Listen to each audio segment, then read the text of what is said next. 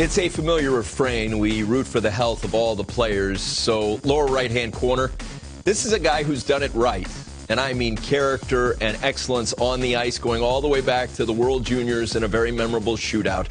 Jonathan Toews is what's right about hockey, and he was really challenged physically last year. To see him back and to hear his teammates call him ripped and not just back, but really healthy. Such good news, Johnny. Yeah, we've been thinking about a guy who could come back that didn't have a great year last year, or no year last year if you're Jonathan Toews, and really be an important factor. And you're right. I mean, I think as long as he's healthy and his body can hold up to the rigors of an NHL season, look for him to be really good again. They have more support around him, way better defenseman now in Chicago. And don't lose sight of the fact that there's something happening in February that he'd like to take part in. He's not given up the Olympics just yet. Yes. And he's always been so good in international experiences. And so he will, I hope, pick up where he left off and even better than he was a couple years ago, which is a pretty good offensive year for him too. And maybe a year off, which was difficult physically, allows him to reset emotionally and mentally and get back right physically and have a great year. He may have played well in the 2010 games. And every time he plays for Team Canada, he's awesome. He's a remarkable player. Another comeback candidate for you happens to be OEL. Yeah, absolutely. Now, I don't expect him to be what he was 5 years ago, Tom. But I expect him to be better than he was last year, where his game really fell off. I think the weight of the struggles in Arizona ground him down. Now he's into Vancouver, where he's not the number one guy. Quentin Hughes is the number one guy whenever Hughes gets into camp.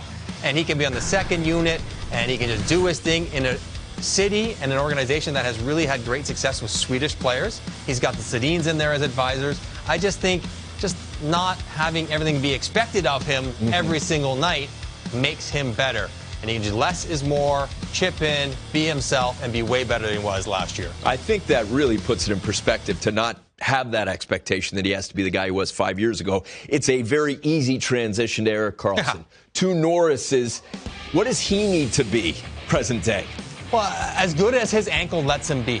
And I think that, in a nutshell, is it for him. I mean, I think he's fought the ankle, which is never going to be 100%, which would never let him be what he was back in Ottawa, but better than he has been in San Jose, where it's kind of been tweaked and not quite right. I think the long break, time off, fresh rehab allows him to get closer physically to what he can be.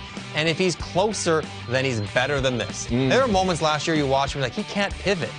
He's having trouble skating. And he'll never be what he was in Ottawa. But it's okay. Even at 80% of that, he's still awesome. So San Jose, if they have any hope of having a decent year, Burns, Vlasic, Karlsson all have to bounce back. It wasn't a lot of fun to follow Derek Jeter as the shortstop of the Yankees. In a similar way, every goalie that followed Ron Hextall has found it difficult. Carter Hart last year, especially so. Yep. What about this year?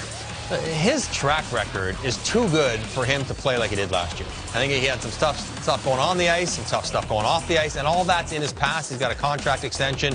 They've revamped their defense in Philadelphia, and they have a completely looking different team. And I think they are going to pay way better attention to playing without the puck. And that'll help those numbers, because I don't care how bad your team is in front of you. You put numbers like that, you're not playing well. He's too good. He's always been too good. We've known this for like 4 years when he was putting up video game numbers in Everett. He will bounce back and have a much better year, and Philly make the playoffs because of it. Tyler Seguin is one of the most likable players in the National Hockey League. What about him this year? Get him a bionic hip and get him going. I mean, he missed basically the entire year last year, came back and played just at the very end. And even then, he wasn't fully 100% healthy. But again, another guy who will benefit from a full summer of training, full strength, no setbacks. Now he doesn't have anything limiting him, and he will be back to being an explosive skater and goal scorer. Something that Dallas needs so much. They do everything right. They don't let anything go past their goaltenders. They just need some guys to help score. And having Tyler back healthy, I've seen him around Toronto. I've seen him working out in the videos and everything else. He's healthy. He's good to go. When he's healthy, you can usually pencil him in for 30, 40, 70. And if he can do something like that, that would be huge for Dallas. As we hear all the time in hockey, you can never make a bad pass to a good player. I can never ask you a bad or difficult question. I love putting you on the spot. Of the comeback candidates we just saw, which one has the biggest comeback year? I think Toews, because he didn't have a year. And I think people forget how great he can be. And I think Chicago is going to be a little bit better this year. And I think the Olympics will loom very, very large on his radar. I want him to be in there, even though it will be a bear for Team USA to deal with.